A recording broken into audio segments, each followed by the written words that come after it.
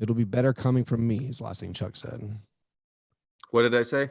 You read the whole quote, finishing up with "It'll be better coming from me." Okay. You got that? Okay. So you Anthony read the whole Edwards. quote. Anthony Edwards said it will be better coming from me. Yeah, you finished reading all of Anthony Edwards' quote, and then that's basically where it cuts out. So if you want to, cool. If you want to read the last line, "It'll be better coming from me," then I'll have some options to piece it together. Cool. Let me get my vocals in the right spot. All right, whenever you are ready, Chuck. It'll be better coming from me, end quote. Stop. Both of you stop right now. So bad at reading. On 3. First of all, I'm an amazing orator. What the fuck was that? I said from. All right. Let me go. It'll be better coming from me. All right, and welcome to Fastbreak Breakfast, NBA podcast. My name is Keith, here once again with my buddies through the miracle of computer phone. I'm here with Chuck Anderson. Hey now. Oh, and John Burr. Boo now. We are recording this on a very spooky Halloween. It's not our normal record day because is anybody else in deep trouble for recording on Halloween? Not in deep trouble, although I didn't have the bravery to tell my wife we were recording until about 5 minutes before recording. High five. I had told her, like, I'd already set up. I was like, a flamingo hey, costume. They're leaving to go to spooky train ride or something. I'm like, oh, I'm not going. Yeah, so because of all of our scheduling, we had our watch party on Saturday night. We watched our Grizzlies lose. John and my Grizzlies lose to Chuck's Heat. Chuck was wearing a Grizzlies jersey, but he let out a yell once when Tyler Hero made a 3. He also clapped a couple times when Jimmy Butler just pulled the ball from John Moran. He could not hold it down. It was terrible. But oh man, I'll say we were together, and this is the first time we've been in each other's company since the pandemic started. We're all 3 of us were together, so very exciting. But anyway, there's a lot of stuff going on this weekend. Obviously, Halloween on Sunday. We had to find time to record. I had cleared it with my wife. I'm like, hey, before we do all the Halloween stuff in the late afternoon, I have to do a lot of podcasting, on Sunday. She's like, oh, okay, all right. But I still didn't have the way the morning was going, which was kind of rough. And this is after me getting back late on Saturday night because of the watch party. Like I'm taking care of the kids. And like you were drinking. Well, I mean, I had like 2 beers. He was the first drinks. Honestly, first drinks in a while. It might have whooped that trick. I ordered 2 beers. I actually only got 1 beer. I only drank 1 beer. Like, cool. I think there was maybe miscommunication. The server looked at me and kind of looked at my glass that was empty. Yeah. And I gave like an oh yeah nod. I was like, no. Nod. She meant kind of take that away from you, I guess. And so I thought that was a very clear. Sure, I'll have 1 more. Use your words, Keith. Use your words. It's fine. It's I was trying to save my voice, which I did not do, as you can hear. The gravelly, raspy. I offered to scream at the crowd. I took you up on it a couple times. Yeah, a few times. It was a fun night. It was a fun night. Everybody was having a blast. We had the Grind City Media folks out. And it was a good show up. Everybody, we gathered, and it was great. Since it was kind of Halloween, like it was party Halloween, like adult party Halloween for all intents and purposes. I thought the turnout was pretty good. You guys did great. Don't know if you could tell, but that was like my first gathering in I guess 2 years. And I was like white knuckle insane. Yeah. Oh, really? Did not want to be there. Had like 3 panic attacks. Went into the bathroom by myself for a while. We were on that's funny. You went inside to a bathroom. We were on a patio. Yeah, we with did like it right. it was cold. There was Yeah. winds blowing through, sweeping through. It gave me lots of confidence to be around other people. Yeah. But anyway, we're recording while our partners are upset. Chuck, how I'm sorry, I didn't mean to say partners when you're still No. Update. Wait, are you back together? Yeah, we repaired it. Sometimes, He went back to vegan A's, baby. What a twist and turn. Sometimes you just need to have a talk, and that's what happened. Oh my goodness. Well, we went out last night dressed as an old man and an old woman. There you go. Classic Halloween antics. Classic Halloween. And we had a backstory. We decided we were retired cult leaders and the cult didn't have a name, but the name was given to them by the media. Veganism. But relationships have their ups and downs. And if it's static, is it really fun? I'd like some static right now. Yeah, I don't know. Are you saying is the word stability good? I like it. I guess you're right. Synonym. Is Halloween, right. Chuck, of all the holidays to be single, what's the hardest? Is it? I have never struck out on Halloween. Like that's the one. It is the sexening.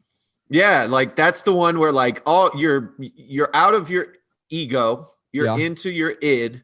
You're like, everything is coming out. Your shadow is alive and you get to just be, let go.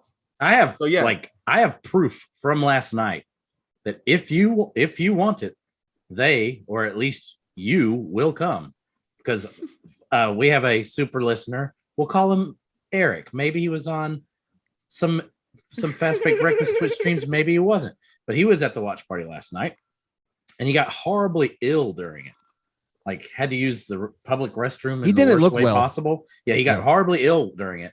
Went home to his house, still horribly ill. There was a Halloween party going on. Still cashed in that night. Halloween sex is undefeated. If you want it, you can have it. Yeah. You just got to be polite. He had like sickly train spotting morning after sex. The worst kind of sex anyone should ever have. Like, why? Why would you even do this? But the power of Halloween. The power of Halloween. The power of the Halloween morning after. Have you guys had a Halloween breakfast? Did I ever? The greatest breakfast. Cheese Danish. Ooh, hey now. Maybe my favorite breakfast, if I really think about it. Nothing better than a cheese Danish. You were saying, from Chuck? Where? Where'd you get your Danish from? Brightside Bakery. Oh, okay. See, I will. Cheese Danishes are so good. I'll get a gas station cheese Danish. Absolutely. I mean, absolutely. Certain brands are better, but I'm a Danish guy. And since we're doing two podcasts, we're doing a podcast and then a Patreon only Zoom, loaded up on that Sonic tea.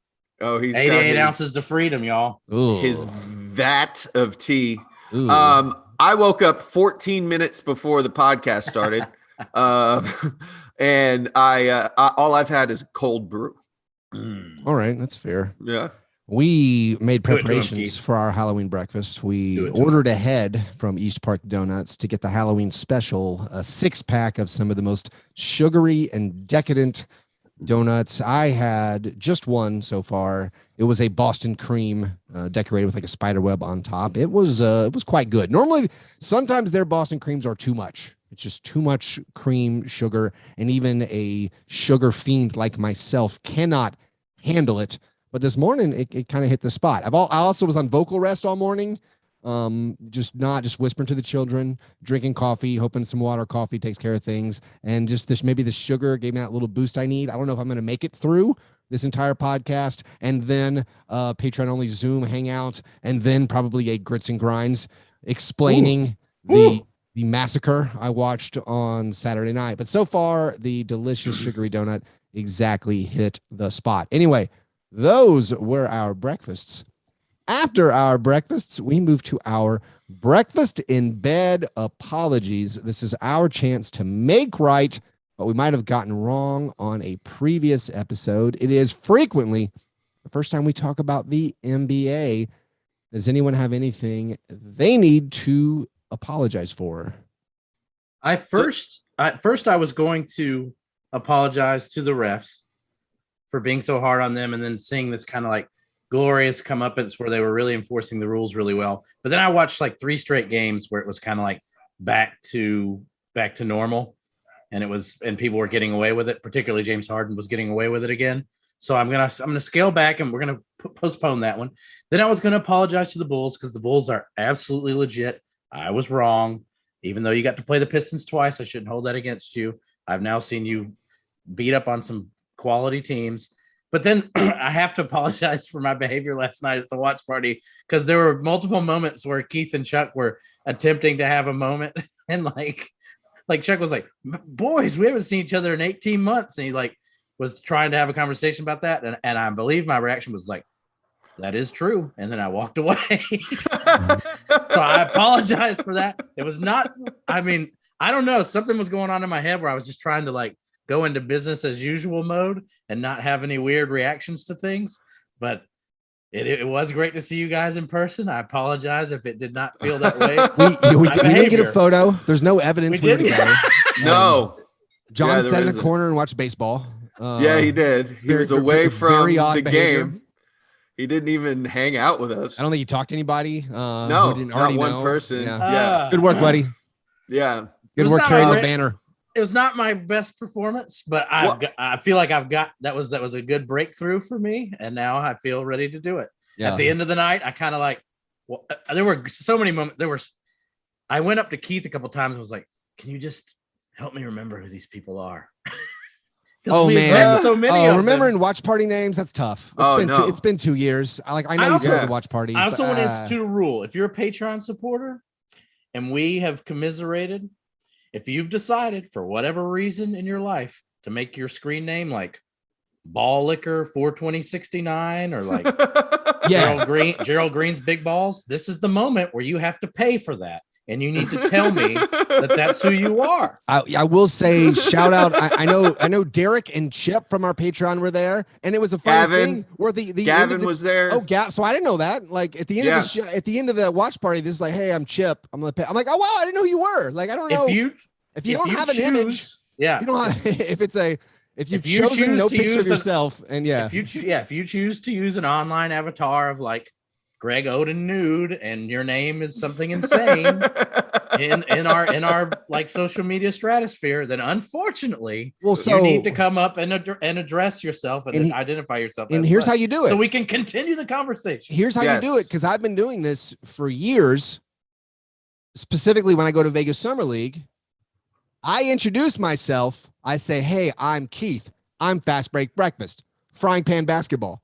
That's what you do. Hey, what's up, man? Like you just got to let people know. There's nothing weird about it. It's actually a huge relief to me. It's otherwise, as I'm staring into your eyeball, shaking your hand vigorously, I'm going, is that the guy who talks about D'Angelo Russell being stuck all the time? I will say it's only weird when you do I'm Frying Pan Basketball, and Zach Lowe just stares at you blankly. He's like, that's beautiful. What? I don't know what. All right, anyway, Chuck, what's your apology? Well, the watch party was lit. We had a bunch of cool people out there. It was good to put eyes to faces and screen names that we don't understand. But in order to get to my party at a reasonable time, I actually went to 3 parties last night. Boy. I ducked out of the game where the Heat were just. It felt mean for me to be around Keith and John when the Heat were up 30 points in the fourth quarter. You just ducked out 3 minutes before everyone ducked out. Right. So it felt me. But when I left, I missed Udonis Haslem minutes. You were punished. He played 3 minutes. I would have jumped for joy. I have had an interesting relationship with Udonis Haslem as the end of the bench man for the Miami Heat. I've grown to understand his necessity. He did have a wonderful article. He was interviewed in GQ where he talked about the bubble and how he slept on the couch and how he refused to play cards with LeBron James and he ate Campbell's soup. He is the identity of this team. And it's great when the mascot gets to play minutes, He just is the mascot. And Udonis Haslem minutes. It's like when you go to a state park and you're driving through a state park and then you actually see like a bear. An elk. You actually spot the bear. Elk. Yeah. You missed the majestic moments of seeing Udonis Haslem. He matched his minutes output for the entire season last year. It might be more like last night. Might have been more like seeing Bigfoot. Honestly, yes. Yeah, he committed his first foul in over 2 years. I mean, non-technical foul. Is he ever going to play again? I don't know. I know. I can't believe it. We were together watching the Heat and Grizzlies play, and you left, and you missed this appearance by the rarest of creatures. This is Red Dead Redemption finding that magic buffalo. So I have 2 regrets as a Heat fan. One was Game 6. Oh yeah, of the 2013 Finals, going outside and having a cigarette when I thought the game was over, and missing live on TV the Ray Allen 3-pointer. I did miss that. This is my second biggest regret as a basketball fan. That's missing. How nice for you. Yeah, missing Udonis Haslem minutes in public with my friends. Yeah. It's sad. But look, what are you gonna do? Shout out UD. He brought the noise. He brought the ruckus. The heater's so good. It's awful. Awful for the show, awful for everything. Because I really feel bad for I'm obsessed again. Yeah. All right. Let's take care of a little bit of business. He won't stop inviting me to watch basketball. Before we get to my apology, and I can't be around people still. Speaking of the Heat, we do have a season-long bet about Tyler Hero, the I Need a Hero watch. No. Chuck said he would average 18 points per game or more. After 6 games now, a little update, Tyler Hero is averaging 22 points per game. I'm a little offended, Chuck. I haven't been watching the Heat closely this year.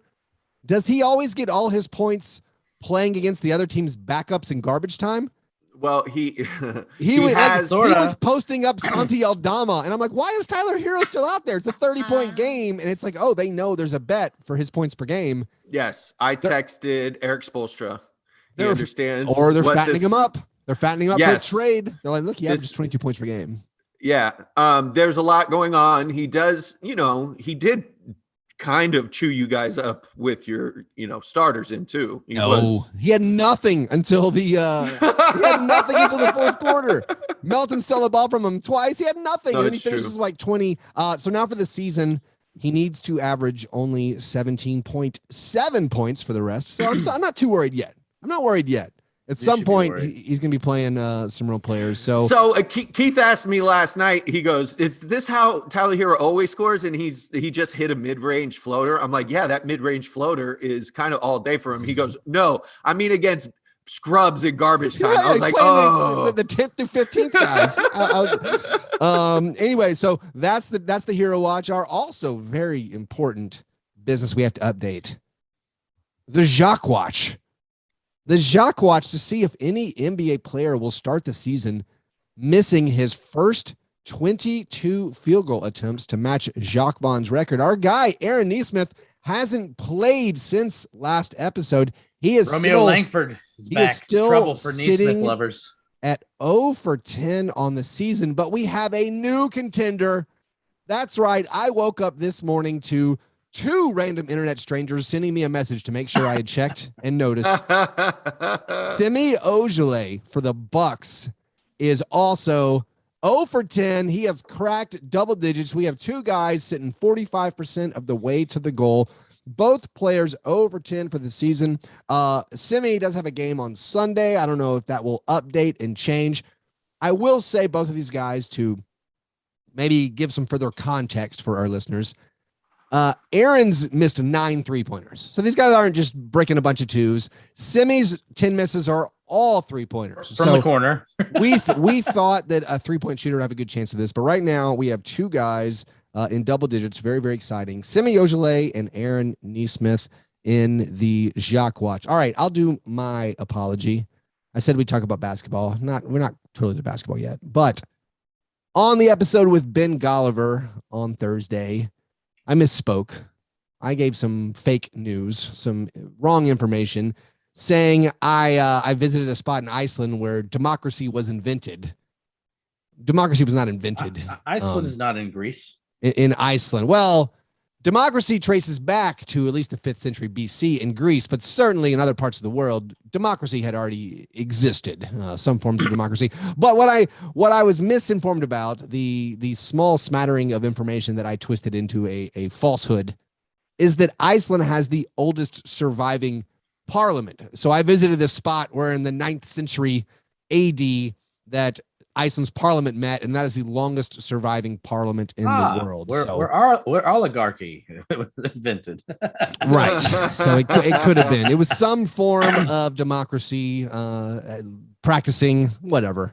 You guys don't come to me for actual historical facts, but I apologize for getting that. Did you guys go through a period in your lives where all your friends, like super trendy friends, took their honeymoons to Iceland? Did that happen to you guys? Just me? That's just my world. I mean, my Iceland trip was a wedding, so yeah, I went to a wedding. It was just like, what are you doing? Well, Iceland blew up. Iceland blew up. Tourist wise, they did it on purpose for a while. They offered super cheap flights to Reykjavik, and so people were like, "Oh, let's go check out Iceland." And then a little thing called Game of Thrones hit, and Game of Thrones, a lot of it filmed in Iceland, and so now they're tourist.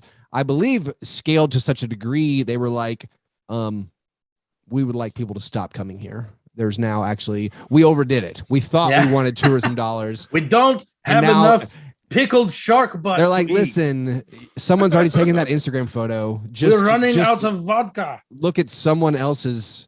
I love that's not an Iceland accent. Yeah, I don't know what that was. Much. I didn't want to go with my Bjork accent because it just sounds like me being ableist, so I didn't. That's we have different friends. We have different friends. All of my friends got married in Pompano Beach, Florida. So the Jonathan Isaac and your buddies. Right. Well, before we move on to our steak and eggs best thing, got to give you a word from our sponsor. That's right. The Memphis Grizzlies would like you to download the all-access, all-in-one Grizzlies mobile app. It now features Grind City Media news and notes and podcasts on all things Grizzlies, NBA, and more. Get 3 experiences with one app, including a fresh Grizzlies look and feel, along with access to FedEx Forum events and those sweet, sweet Grind City Media podcasts. This new app has it all. Upgrade your experience and download the Grizzlies app today at the App Store and Google Play. I would also like to say this Halloween, we're essentially at the 5-year anniversary of us starting our Patreon. And I want to recognize, actually, it's your anniversary. We've had several people who have been with us the entire time. I'm talking 5 years of giving us money monthly, and at the risk of alerting these people that may have forgotten that their credit cards are running every month. I kind of hate what you're doing right now. I am going to recognize them. If we have your addresses on file, we will send you a little gift as a thank you for being a patron for 5 years. But thank you very much, Chris Howell, Damon Rangula, Eric Kirkham, Paul Graumans, Sam Wilkinson, Slack Daddy Sam, Matt Sullivan, Joshua Herbertson, Patrick Kirkner, John Sakon. Still don't know how to say his last name. Sakon.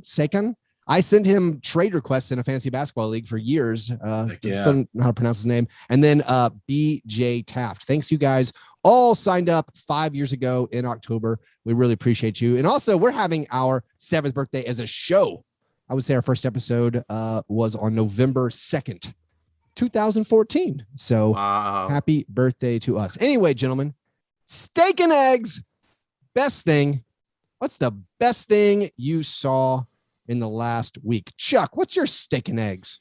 So you guys know Inez Cantor has been taking shots at China about their forced labor and the terrible conditions that they create for the Uyghurs and their kind of genocidal situation. Kind of genocidal. I think you summed it up with all the nuance we need. Just keep it right. The best part about this is, you know, and Cantor isn't like, he has spoken out against, you know, the Turkish regime as well, and he has taken stances. Kind of dictatorial. Yeah, and he speaks truth to power. That's great. What I love about this is he's decided to take on China when he's averaging 2 points a game, and won't be in the league next year, regardless. So this is basically that scene. It's that scene in Half Baked when he's like, "F you, F you, F you, you're cool, I'm out." Like this is Scarface. This is his last day. He's fine. And I respect that courage. You're saying he's not putting his income on the line right now. I'm thinking his future. He's not risking future employment in the NBA by making this stance. He's fine. He's gonna be okay. He's made his millions, and he's just maybe, it's not like China was just now starting to have like labor issues that we should all be aware of, and Nike shouldn't be making their shoes in a place that belittles the value of human life. They didn't just start. So him doing it now is kind of it's an amazing time for him to do it. But I do honestly, in a serious way, like applaud him for actually saying something. Maybe I shouldn't be buying as many Jordans. Maybe. I don't know if I will. There's no ethical consumption. We're supposed to watch Celtics games. Come on. Those owners. What am I supposed to watch the NBA? So, what are we doing here? Yeah. So I'm just, UAE funds our whole league. I mean, it's true. Should I have bought my son that Dubai Lego set? I don't know. Probably not. I don't know. Baller. So, I just hope to see, I don't think this is going to change anything, but I hope to see, some this is a great plug, actually, Chuck, because later this week on Fastbreak Breakfast, Henry Abbott from True Hoop will be on. Perhaps he can explain the ethical nature of some of these things. Go off True Hoop. I guess he's just going to say the world is evil. The billions funding everything. It's really messed up. So there's a exciting plug for this Thursday's episode. John, what's your best thing? Every game, every week, it feels like I'm seeing a new rookie just blow my mind. And I can't get enough of it. And each week it's like a new player. Do you guys know what this rookie is on Toronto? I think his name's Banton. Oh, Delano Banton? He's from Toronto. Yeah. He's amazing. And it just happens every week. Like I watch Şengün on the Rockets, like steal the ball from everyone at will. You watch Giddey's putting up lines. There's rookies in the league right now who are known, or our rookie, or maybe two rookies, I would say, in the league right now. Two of the best defenders in the whole league. It's insane. I don't think you're exaggerating by that much. I'm not. I thought when you told me before the show, we went through the rundown. You said my best thing is the rookies. I thought you're going to be highlighting more of the big ones, which is fine. I like you digging a little deeper. Well, but definitely talk about them. Well, I just want to go Mobley is someone I'm referencing right now. My two early rookie rankings. Week one, I had Mobley and then maybe Duarte Barnes tied for second. And then we've been arguing the last week almost daily, John, Mobley or Barnes. Yes. It's hard. I'm now leaning Barnes, but I'm mainly taken away with like Mobley and Barnes are unbelievably good. Mobley and Barnes are like, I would trade tons of things to get these guys in my program. They are spectacular. Anyone not named Ja would go. This could be an apology of mine. My summer league quick take, normally very, very good at assessing NBA talent and potential. Tony Roten looks like a total miss. On Scotty Barnes. Before the draft, they're like, Scotty Barnes, very, very raw. Very, very raw. Maybe will never learn how to shoot. And so then I go see him at Summer League, and it's just confirmation bias. I'm like, whoa, this guy's very, very raw. I'm not sure how he's going to do anything this first year in the NBA. He shows up now. He's Giannis with a better shot.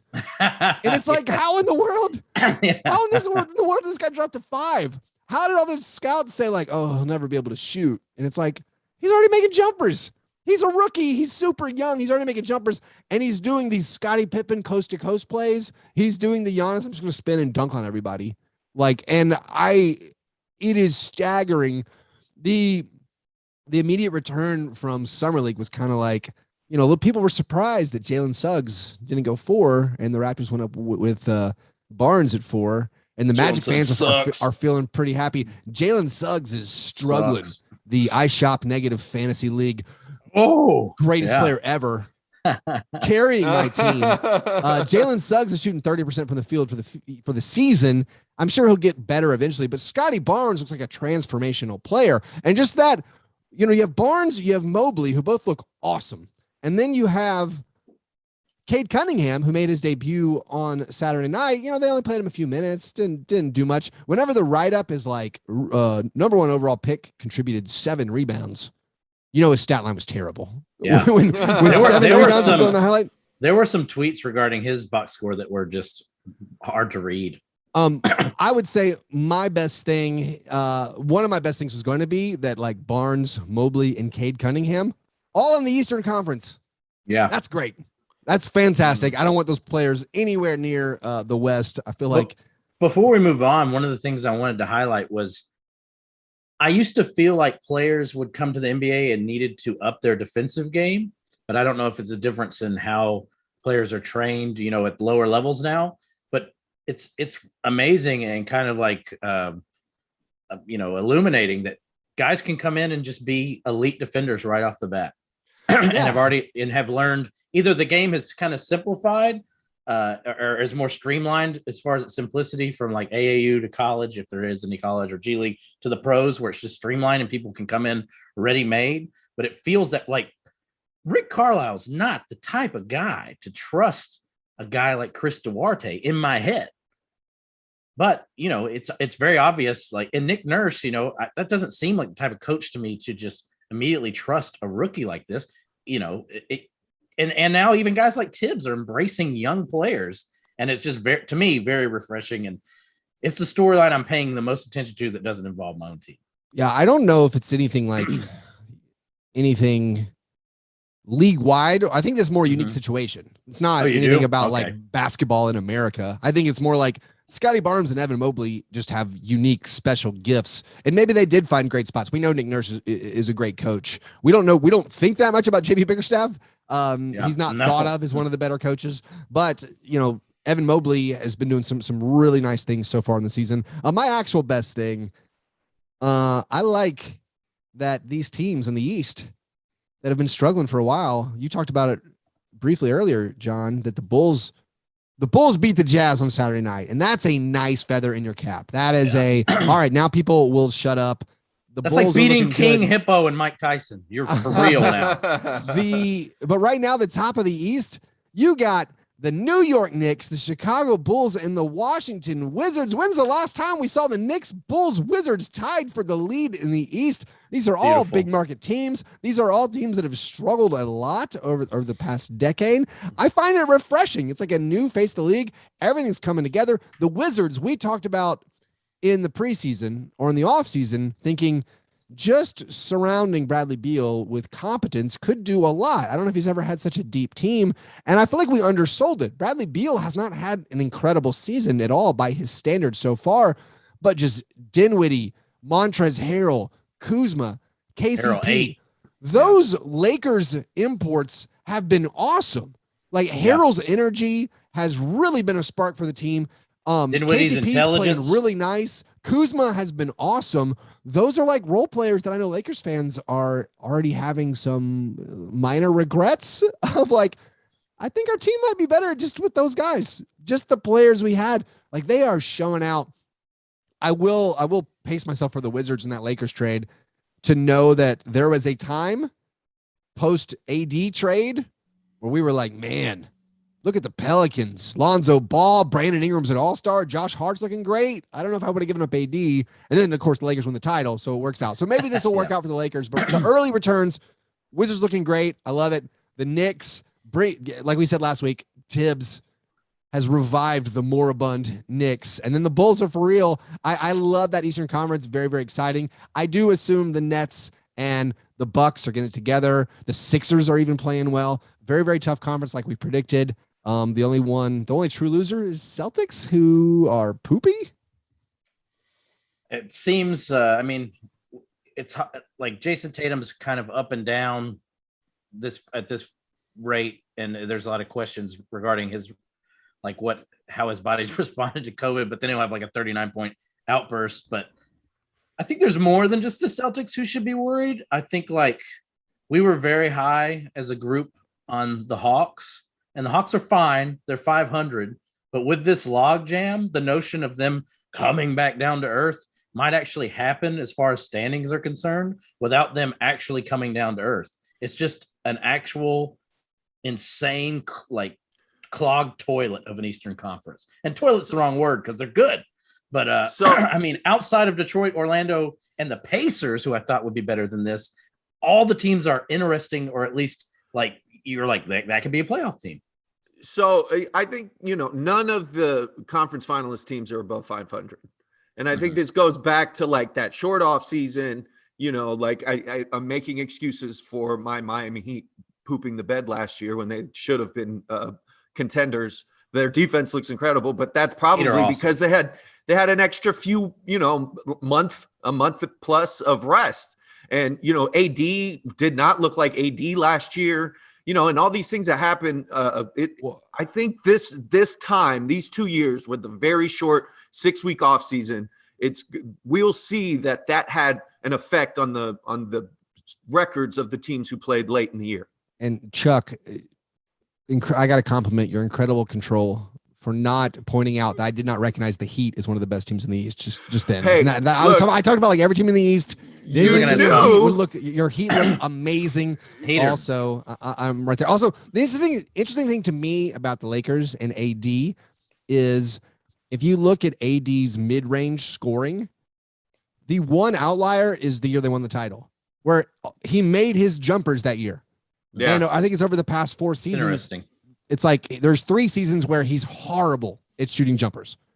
And then there's the one where he was amazing. They all went in, and that was the year that they won the title. Anyway, those were our steak and eggs best things. Let's do the opposite of that. The cream of wheat. Worst thing. I'm going to go and start. Here's my worst thing.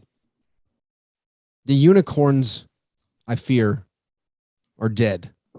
Calm down. It was one game. Game, Keith. You say one game. Let me throw these stats in your face. There was a time like 3 years ago where every Ringer article, every ESPN article was talking about who are the next unicorns. The enthusiasm was like, all right, Kristaps Porzingis was in the Big Apple. He's putting up 20 and 10. He's launching 3-pointers. He's getting 3 blocks per game. We're like, this is the new basketball. The Grizzlies get their own. Jaren Jackson Jr., rookie year, bursts upon the scene. He's making 3-pointers per game. He's making 2.5 blocks per game, or 2 blocks per game. But still, you're putting up these stats where you're like, hey, no player has ever averaged 1.5 blocks and 1.5 steals per game, except for Jaren Jackson Jr. and Kristaps Porzingis. Well, now fast forward to the present. Outside of Jalen Suggs, the 2 worst players, the 2 worst field goal percentages in the NBA this season, among all players who attempt at least 10 field goals per game, it's Kristaps Porzingis and Jaren Jackson Jr. Those dudes are both shooting 31% from the field. Porzingis is shooting 23.5% from 3. Jaren is torching it at 27% from 3. These guys look broken. I am almost certain the Mavericks are better without Porzingis on the court. I don't know if it's too hipster to say they're better with like Kleber in there over Porzingis, but also Porzingis, we talked about him being healthy all offseason. This is his first healthy offseason. He's going to come out and crush it. And he's already sitting out games with a sore back, which is just a bad sign for his overall health. Jaren signs the extension. We're feeling good about, all right, he's been healthy this whole offseason. We're going to see him put it all together. He tried the worst Euro step against Kyle Lowry. I do have to say, the Grizzlies numbers are much better when Jaren's on the court. So the Jaren ones are confusing because Jaren's on-off numbers are incredible for when he's on the court. The Grizzlies are like plus 30 points better per 100 possessions when Jaren plays. I think that speaks more about Zaire Williams checking in for him. But the Grizzlies numbers are still better when he's on there. But like Jaren's not making any shots. He had 8 points and 2 rebounds. I made Mike Wallace of Grind City Media laugh. After that attempt where it's fast break, Jaron, you're like, buddy, you got Kyle Lowry, the greatest charge taker in the NBA back there. You're going to have to do a Euro step, do something. Ugh. And he tried a Euro step where he was like the Titanic trying to avoid an iceberg. He didn't move at all. He did a Euro step where somehow he stayed in a straight beeline. Yes. And I was just like, that was one of the worst moves I've ever seen. I think that's just Hulk Hogan's big boot at that point. Yeah, it wasn't a Euro step. It was a Euro schlep. It was so bad. Jaron looks so clumsy. Can we present like a counter argument? Like, what's the counter? Let's get to my worst. Okay, what's your worst? Which is the Indiana Pacers, who, in some people's eyes, you could say have two unicorns who, have Miles Turner and Domantas Sabonis. No one has ever called Domantas Sabonis a unicorn except on some weird January 6th message boards. Yeah, they're shooting almost 5 threes a game over there. And winning exactly one game. But I do want to talk about the Pacers and what a mess we have. It's a mess. Because outside of one game for Miles Turner where he went insane, had 40 points. Yeah. It's been an absolute debacle. And then people are pointing to Domantas Sabonis having a really bad game recently. If you actually watch that game, it's more than a bad game. He's pouting and not shooting. Oh, dear. Which is never a good sign when your star who's been carrying you, your all-star, is not. I think he took less than 6 shots in that game or something like that. But it seems, that Carlisle, who's only playing, an incredibly short rotation right now, like Domantas, almost 40 minutes a game. Like, what? It's so dark in Indiana when we thought there was either this is like some very serious growing pains from the coaching switch, which I understand that the Bjorkgren situation was a disaster, but it looks like the growing pains are either really serious and hard to overcome, or there are problems in Naptown. I think could it just be that? I mean, there's a lot of Eastern Conference teams playing well, and it absolutely one of them's gonna have to not play well to make that happen. Because like their losses, so they got beat twice by 1 point. They got beat twice by the Raptors. And so, the Raptors are kind of coming along. You'd like to win those games. The Pacers themselves are struggling with injury. You've had, Karis LeVert unavailable. He just came back on Saturday, but now Malcolm Brogdon goes down. But they lose to the Bucks. They lose to the Nets. They lose, again, like Chuck said, by 1 point to the Hornets and Wizards. Those aren't terrible losses. And they did look good. I did watch the Heat Pacers game. They looked good in an overtime win against the Heat, and he didn't have Lowry that game. That is insane that their lone win is in overtime. I mean, this is like a built-in apology for me in 2 weeks. Yeah, I just think they're not getting the results. But that's one of those things where, like, when your team starts to not get all these numerous close results in a row, then you look up one day and you're 1-6, and you're like, oh my God, we're 1-6. Like, that's a terrible record. It does then you start seem losing confidence. If you check out their games, like, it does seem to be some like discontent on the on the bench and on the roster too. Like watching. It was very strange watching the Turner Sabonis situation. To me, it's felt. I know it's in the past. It's been kind of grief driven, but it feels more combustible now than ever. And what's wild is since they extended Malcolm Brogdon, they can't trade him this year. Like you would think, if everything completely falls apart, if they start tanking it out, like then they can't even. The option to trade him for multiple picks or try to get in the Ben Simmons sweepstakes. It's the thing. It's the thing with Malcolm Brogdon that he's going to get hurt. Is that why everyone doesn't like him? Well, yeah. Because I think that's it. Yes, because the end. He seems so awesome to me, and he's always like, especially at the beginning of seasons before he gets hurt, his stats are always so tremendous. I was just curious. I mean, he dropped in the draft because apparently he had some of the worst medicals ever, and he's fought through it. He's played every season. But it's like he never plays over 70 games. His stats are great. And that's one of the reasons that the Bucks owners will argue. They'll say it wasn't luxury tax. We had health concerns over Malcolm Brogdon. That's why we didn't pay him. Chuck, let's do your worst thing. What's your worst thing, Chuck? So I had high hopes for the Wolves this year, but it looks like we're talking about discontent with the Pacers. Looks like there's early rumblings of a second-year player being upset with the superstars on his team, or at least the players who are paid as such. Anthony Edwards, and this is to quote Jace Frederick off Twitter. He said, Anthony Edwards knows he needs to be the one to challenge Cat and D'Lo. Quote, I'm going to start talking more as far as, quote, you need to lock in, bruh. Pass the ball. 4 people on you, pass the ball. Know what I'm saying? I'm going to start talking a lot more. It'll be better coming from me. end quote. So I'm afraid the Wolves might be breaking Anthony Edwards early. They just got him out of the box. He had an amazing rookie season. He's fun. He can give you a quote for days. He's an interesting character.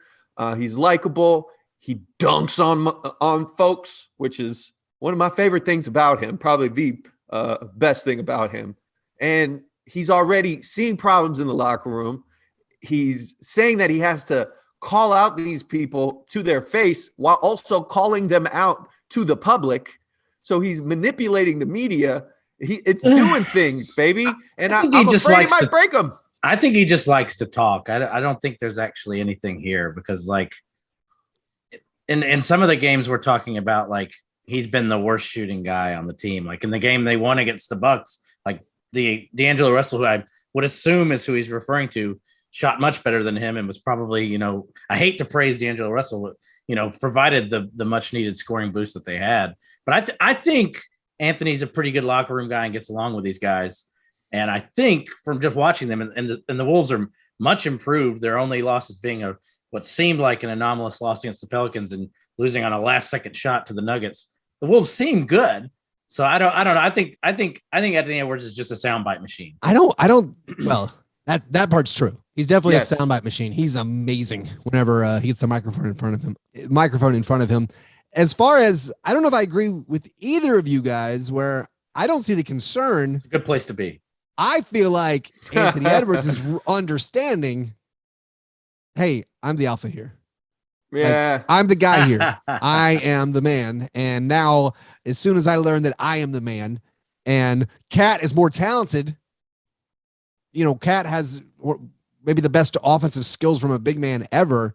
But I think Anthony Edwards is saying, I got to take charge. And that guy, he's going to come with me.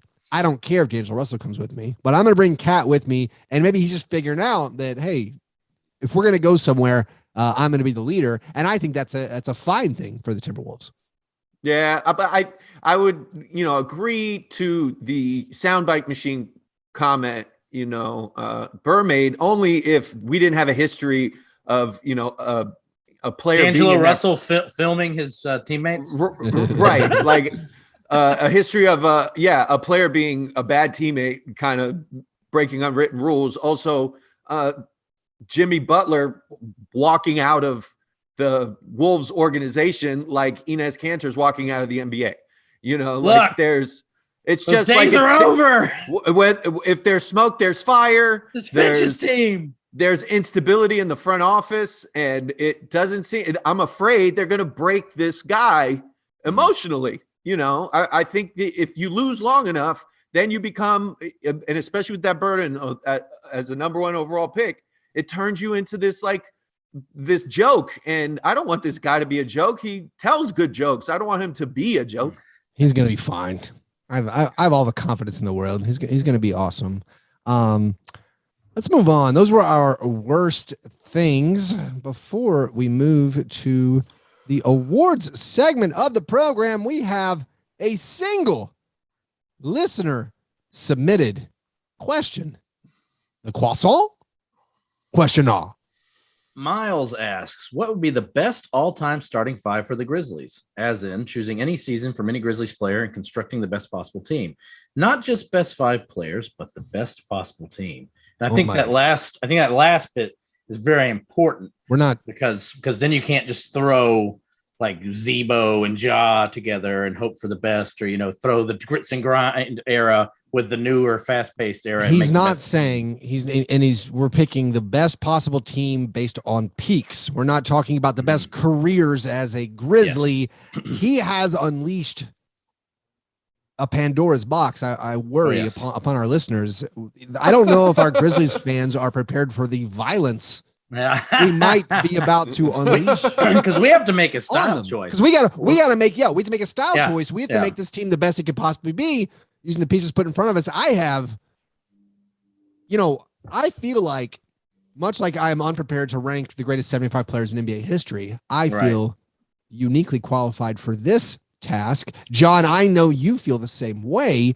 Chuck, I don't think you're going to be as dogmatic or as just step out of this. You don't want to. You don't want to weigh we in? need you. I We know. need you. We Okay. need you here. I know what I feel like I can already predict what John and I are both going to do here. Okay. Do you want to go first, or do you want me to go first? How do you want to do it? You have a Grizzlies centric podcast. Why don't you go first? Well, I think first things first. Mm-hmm. I'm gonna start with the front at court. the point guard position. Oh, I'm starting the front court. So I think it's easier. It's easier. Here is the thing to upset Grizzlies fans. Yeah, I think Zach Randolph has a very strong case for being the greatest Grizzlies player of all time. I think it's only an argument as far as impact to a franchise and on-court play. It's only an argument between him and Marc Gasol. Mm-hmm. I can't build a perfect team where Zach Randolph's in my best five. You don't think he can run with Ja? Maybe he can, but I want to have more space. So this is where I'm going a little controversial. I'm going to go big. Mm-hmm. My front court is going to be Marc Gasol at the center and Pau Gasol at the 4. I'm doing peak Gasol seasons together. We are. I think our teams are going to be exactly the same. We'll see. I will not deviate from this path. All right. Here's what we're going to have to do. So I got Mark and Pau. I got Mark 2013. I got Pau about 2006. Okay. They're going to be incredible.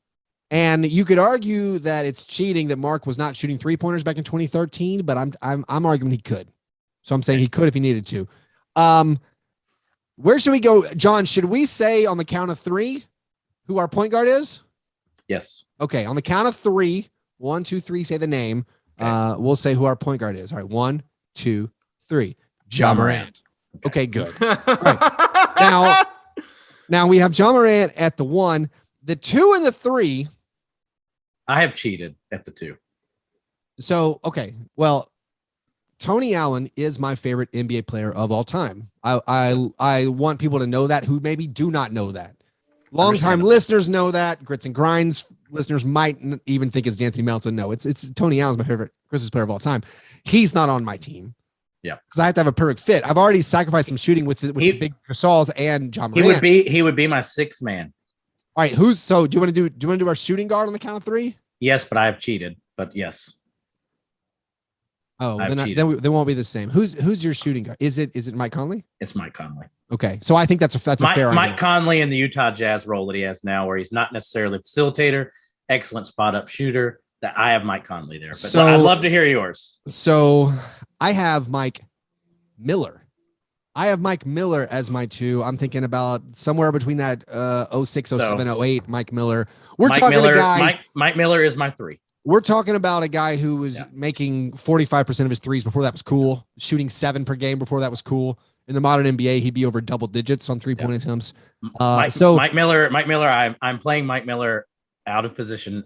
So John, we have your 5. Your 5 is Ja Morant, Mike Conley, Mike Miller, Pau, and Mark. Your 5. I think it's awesome. Your 5 is awesome. Awesome. We're talking Mike Conley back in that Spurs series where he went toe-to-toe with Kawhi, where he averaged like 25, 7, and 7. Oh, Chuck's falling asleep. Chuck went and got some out of his fridge. This is terrible. You haven't engaged with Chuck at all. Phone. Oh, man, he's changing his. Are you doing laundry? This is awful. This is when you guys nerd out on Grizz, I changed my fantasy lineup. Oh, that's good. That's good. Stuff to do. Waivers just passed, so we got to get our fantasy lineups updated. No, so I don't have. I considered what you did, John. I considered the Mike Conley at 2. I'm sorry that I did this. I'm doing Mike Miller at the 2. I'm doing one season, the 2004 season of James Posey at the 3. James Posey was amazing that season. Great defender. I predicted close to the league lead in steals, and was also shot over close to 40% on 3-pointers. I predicted this, and my team would beat your team to death. So the only difference is you have Mike Conley and I have James Posey. So my greatest 5 for peaks, and I'm thinking about the fit around Ja Morant is Mike Miller, James Posey, Pau, and Mark. Your difference is you're playing a 2-guard, a more traditional guard. Mike Conley, you're a little bit small. My team is 5. My team is essentially like 5 out, 4 out, or whatever. Yeah, your team has James Posey trying to slow the game down a lot more. Well, your team has not stopping grit and grind. Yeah. Your team is not stopping the point of attack. You're depending a lot on the back line of the Gasol brothers because Mike Miller. But what a back line. I mean, Mike Conley's a decent defender. I almost say at the peak, Mike Conley was a very good defender. So again, apologies to Zach Randolph. Apologies to who else? Is there? I knew you weren't going to put Rudy Gay out there. I knew you weren't. No, he doesn't fit in the best five. I knew you weren't going to try to sneak Milton or that's ridiculous. And you just couldn't. Neither of us, as much as we enjoy Tony Allen, it can't be done. I thought maybe you would Sharif it, but not the type of player I don't know that much. Sharif falls back into the NBA at 75 argument. I don't know much about Sharif Raheem outside of his big stats. One thing I did consider. OJ Mayo. If I'm depending, if I decide there's not enough shooting, if Powell and Mark is going to restrict Ja Morant, this is very controversial. If I'm depending, I will need Ja to score 30 per game. But Ja and Mark, all NBA Mark with future or all NBA Ja Morant, am I 1 and 5? If I go Mike Miller, James Posey, Shane Battier. So a very virtual, all 3-and-D guys kind of, but I'm worried I might have enough offense to keep pace with your all-time 5 team. I had a serious crisis between Battier and Mike Miller. Yeah. I think you chose right. They both fit what I'm trying to do. But then in the end, I was like, I just want to score a ton of points. I think you're right. And Mike Miller is so much better at shooting than any other option and would fit in so perfectly. My team is a vote for the Ja Morant style of basketball. If I went with the grit and grind era, I still would have Ja Morant as the point guard, but the team wouldn't be as good. And so, I honestly, I could accept an argument, even though Ja Morant is the greatest Grizzlies player, or at least he's better than Mike Conley ever was, I think, right now. Certainly. But I could accept an argument that my team makes more sense with Conley at the 1. Sure. Have this shooting. If you're going to have Mark and Powell at the 4 or 5, Mike Conley at the 1. Anyway, Chuck would like to weigh in to I have my team too. Okay. You guys might see. Swift at the Stromile, 1. James Johnson. You might see some through lines here. Chuck. I did agree on Mike Miller and Shane Battier. Can I guess the other two? You can let me. Okay. Yes. Okay. Go ahead. Jason Williams. Yes. No. Eddie Jones. Finish. Oh, I thought. Okay. Let me finish. So yeah, it's Mike Miller, Shane Battier, Justice Winslow, Hassan Whiteside, and Mario Chalmers. I did the same thing you did. I was picking Grizzlies and Heat players. You just went with worse ones. Went with the other ones, worse ones. Yes. Jarnell Stokes. Almost went with. I don't know if we can do this on Keith's 2000. I think he has NBA 2K14. But I would like to come over and build our two teams and play them against each other. Oh, that'd be amazing. We should do it. Anyway, thanks for the question. Sorry to anyone who got overwhelmed by the Grizzlies nerd out. If you want to submit your own question to be answered on air, you have to be a Patreon supporter. Join at patreon.com/Fastbreak Breakfast. Also, if you want to join the Millennial Brunch monthly Zoom hangout, you have to be a Patreon supporter. Join that at patreon.com/Fastbreak Breakfast. Or if you want to play Pickle Pick'em. We have a new season of Pickle Pick'em starting on Monday night, November 1st. Congratulations to... Do we know who won? Pickle Pick'em last night. I'm sorry. No, yeah. Who actually won real quick? I believe it was... No Barrett. Who has won before? Yeah. Congratulations to No J Barrett, who won October's Pickle Pick'em. I will be sending a t-shirt of his choice to him. We had a 5-way tie, which is wild with the number of people participating. 5-way tie. The tiebreaker was broken and No J Barrett wins October. The scores are reset. For November. So if you didn't get involved in October, you can always do it now. If you sign up at patreon.com/Fastbreak Breakfast, we have a monthly contest where you get the winner free to play. Once you join the Patreon, the winner gets a shirt each month.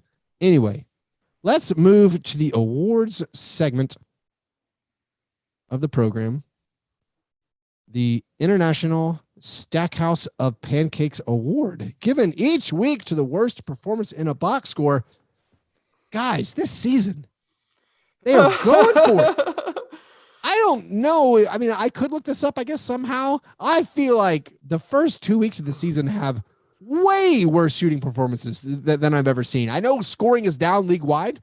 Shooting is down league wide. You have guys like Jaren Jackson Jr. and Kristaps Porzingis not making any shots. Michael Porter Jr. Shedding. Anyway, he is back shedding in the box score. The honorable mentions this week: Chris Paul 1 for 10, Ricky Rubio 3 for 15, Devontae Graham 6 for 21, Damian Lillard 6 for 22, Brad Beal 7 for 25. We have those are just honorable mentions. We have 3 nominees as they occurred throughout the week. Oh, I lost them when everything crashed. Keith, let me pee real quick. Okay, go ahead. Thanks, man. Mute, weirdo. Yeah, aggressive. I'm gonna just take my headphones off. Yeah.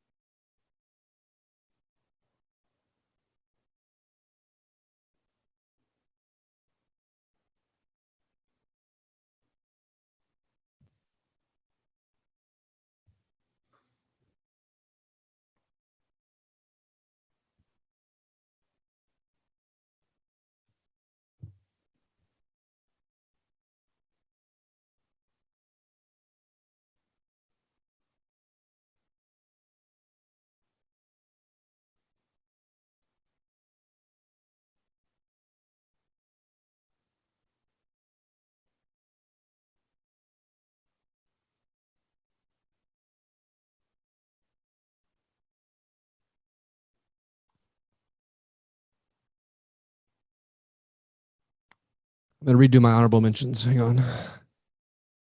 Is he done peeing? I don't know.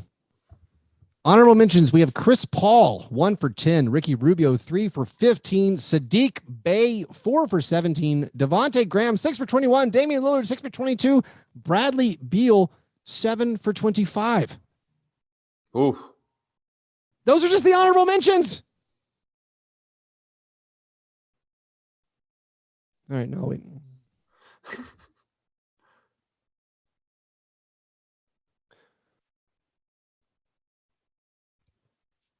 Sorry about that. We have 3 nominees as they occurred chronologically through the week. The rookie Jalen Green in a loss to the Jazz, as exciting as Evan Mobley and Scotty Barnes have been. Jalen Green is playing on a ridiculous team and is a mess. 3 for 16 in this loss to the Jazz.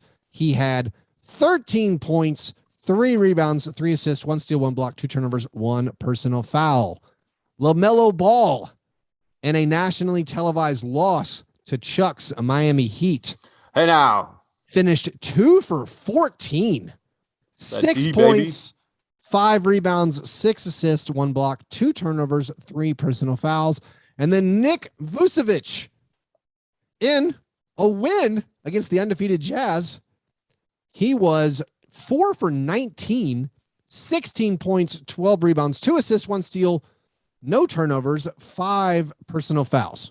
So we have Jalen Green, 3 for 16, 13 points, 3 rebounds. LaMelo Ball, 2 for 14, 6 points, 6 assists, 5 boards. And Nick Vucevic, 4 for 19, 16 points, 12 rebounds.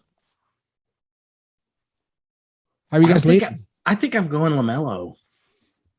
It's a rough game. I know it's 2 for 14 it's the clamps, but that's points. horrendous.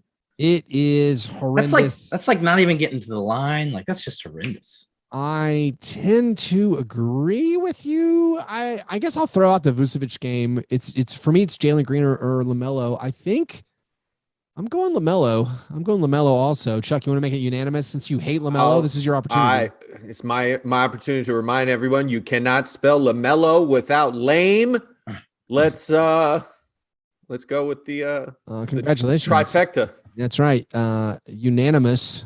Our democracy has unanimously elected LaMelo Ball, this week's International Stackhouse of Pancakes Award winner. And now it's time for the Lethal Lottery, the new season-long game that Chuck, John, and I are playing against each other. Last week, Chuck drew the Stern Ball. The way it works is we draw out of the lottery a silver or Stern Ball, named after the two most recent NBA commissioners. The Stern Ball can swap whatever player he gets. The goal is to get the worst negative fantasy score among the players in TNT's nationally televised broadcasts. The Lethal Lottery got off to a weird start with the NBA deciding they're not doing Thursday night TNT games anymore. Whoa. They're terrified of football. So bow down to the king. The NBA on TNT is on Tuesday nights this year. So the way it works is we draw out of the lottery. The loser from the previous week gets to draw first. If you get a Stern Ball, you get to swap the player that one of your opponents picks. And the goal is, again, pick the player with the worst negative score. So we're looking for players who miss a lot of shots, who have a bunch of turnovers. But, of course, when you get that Stern Ball, you can swap it for anybody. So Chuck won last week by picking Jokic first, knowing Jokic or thinking Jokic would have a good score. And then he traded him to John. And so John picked up the loss. So John... It's very close, though. It was very close. We did a great job. Chuck was the winner with Mike Conley, who had a iShop score of negative 10.7. Which is bad. Which is bad. Keith finished second with Rudy Gobert, who had an iShop score of minus 13.8. And then Jokic, who I think would have had like minus 50 something anyways, didn't even qualify because he got hurt and was not in the top 8 of minutes played in the box score, which is a rule you must follow. Yeah. So Chuck, I honestly think you could have apologized to Jokic for in the Lethal Lottery. You say, I'm picking Jokic because he's an Iron Man who never gets hurt. Yeah, that's on me. And then he bangs knees and missed the game. Knees. So, sorry, so John, you have one Lethal Lottery point, which you do not want to have for losing last week. This week, we will pick between the two games on TNT on Tuesday. We'll either it's the Heat Mavs. Yep. Or Pelican Suns. That's correct. Since I went last, I think I get to pick the game. Yeah, you get to pick the game once you draw. Yeah. So which one do you want? I'm sorry, Chuck. I want Pelican Suns. Pelican Suns, the game we'll be using. All right, John. I know it would have been great for Chuck to only have to watch one of the games this week. The Lethal Lottery. If you get the ping pong ball that has the David Stern mustache, that's what you want. This is the Jock-o'-lantern. Yes, from the Jock-o'-lantern. I'm looking at the ball. You looked. Sorry. Don't look. There we go. There we go. Everyone there we go. Keep it away. The lottery machine. He's pulled out. Ooh, a silver ball. I finished second, so I believe I get to draw next. Do I go ahead and pick? Oh, you go ahead and pick. So you go ahead and pick a player from. Right. So I'm not going, since I didn't get the Stern Ball, the game will be a little different this time, I think. There's a lot of good options out here. But I am going to be a hipster. I'm going to take Herbert Jones. Herb Jones getting a lot of playing time. Playing time, it contributes to your negative fantasy score, not doing a lot. So that's a very good negative score. I'm drawing second now. John will reach into the Jock-o'-lantern. This just flew out. Pull me out. Pull me out. That Stern. Give me that Stern Ball. I want to manipulate the results. And you got it. Is the Stern stash. The David Stern Ball. So what are my options here? I can pick a good player and then send him to one of you guys. Mm-hmm. I'm going to select DeAndre Ayton. And do I wait till Chuck goes before? You wait till Chuck, and then you have. So I have DeAndre Ayton. So Chuck, you might have to use a little strategy here. Now, we want to add something in here. Wrinkle that hasn't come up yet. If Keith loses, having taken the Stern Ball, yes, he will receive 2 Lethal Lotto points as opposed to 1. If you have the Stern Ball, because you have an advantage, you will receive 2. So so I have DeAndre Ayton. All right, Chuck. So you got the silver ball, the last ball. Who are you going to select from Pelicans Suns?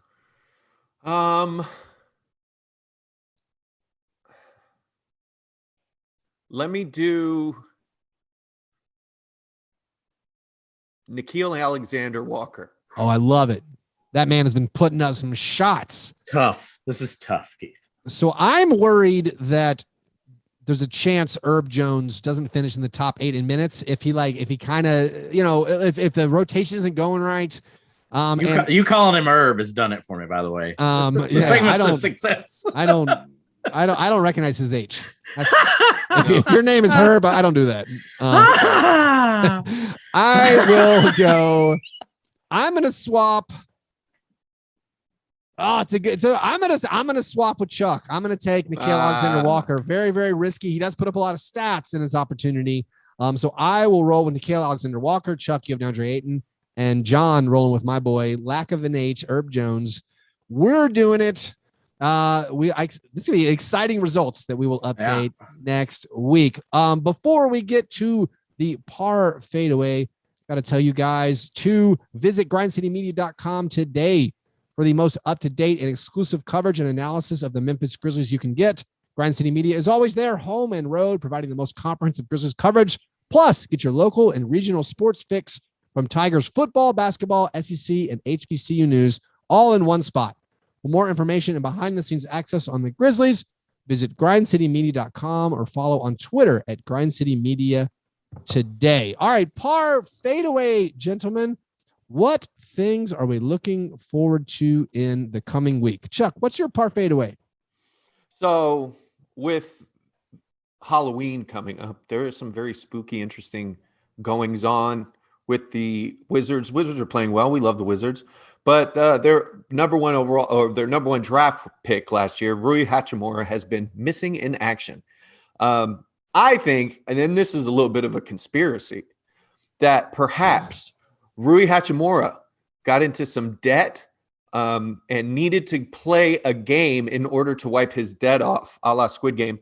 And he cannot be with the team because he's stuck on some island trying not to die. So I'm interested in to find out why the Rui Hachimura. It also could be that I've spent way too much money on a Hachimura Top Shot. That could also, I could have poisoned him. And I've moved on to WNBA Top Shot now, Chuck. Have you? So I'm just emergent technology. But for real though, apparently he is not doing well post Olympics. Because the Tokyo Olympics, the Japanese team didn't pan out the way Rui thought it should, and he's been suffering mental health issues since. He's not with the team. Nobody really knows what's going on. Thoughts and prayers to Rui Hachimura. I hope for real that you figure it out because he had a fun little game that I would like to watch grow. One of the stranger stories of the NBA season, and it is a season that's had a bunch of very, very strange stories. But yeah, Rui Hachimura. Not with the team. John, what's your par fadeaway? Give it to me. Give it to me now. I'm watching Bulls at Sixers Wednesday, November 3rd. Can't believe it matters, but give it to me now. There's a beautiful slate on Wednesday, honestly. Grizzlies Nuggets. Time to test our mettle.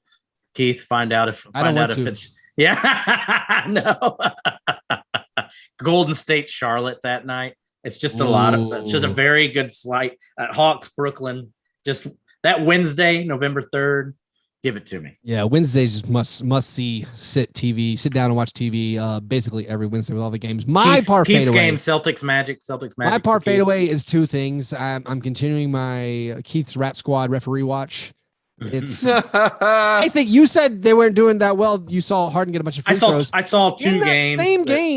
In that same game, I saw Pacers rookie Chris Duarte foul James Harden repeatedly. Yeah. And the referees didn't call anything. And I just thought it was strange. I'm like, they're just not going to give this guy a foul call. So I was hearing fouls and they were not called. And so I do feel like the refs are still doing a good job. You have players complaining that they're not scoring that much. You have Brad Beal scoring down. You have Damian Lillard scoring down. You have Trae Young saying, hey, the refs aren't calling stuff. I love it. Good job. Keep it up. I'm still ready for my apology. I just need a few more data points. I'm looking forward to, or I think I'm keeping my eye on, Reggie Jackson. We thought Reggie Jackson was kind of a redemption story. Wrong again. He put in a huge contract year postseason run. There was some arguments like, hey, look at his advanced stats. He's always been good. He just was stuck on the Pistons and he got hurt and didn't work out that well. Him getting an opportunity on the Clippers last year, put up some solid numbers, and then the postseason was amazing. He is stinky this year. It's bad. And it looks like, oh, is that all false? It's just Reggie Jackson struggling. The Clippers are 1-4. He's got the terrible shooting percentage, and it's worst PER of the top 10 Clippers I'm staring players. at him to think like, okay, maybe he will turn around. Maybe this coming week we'll see some signs of life from a Clippers team. Second worst. That is just, they're falling behind a little bit in a very leveled out playing field in the Western Conference. Both conferences, it's very, very leveled out. Been a very exciting first 2 weeks of the season. But anyway, that is our show for today. We appreciate you guys riding with us. If you want some extra bonus content or to join our Slack chat or to play in the November pickle, make sure you go to patreon.com/Fastbreak Breakfast. Subscribe on YouTube to our YouTube channel. You can follow me on Twitter, Fastbreak Break. Follow John, Master John Burr, and Chuck, the Mighty Chuck. You guys are the best. Thanks for listening. And remember, breakfast is the most important thing. Okay, I'm starting the Patreon meeting now. Perfect.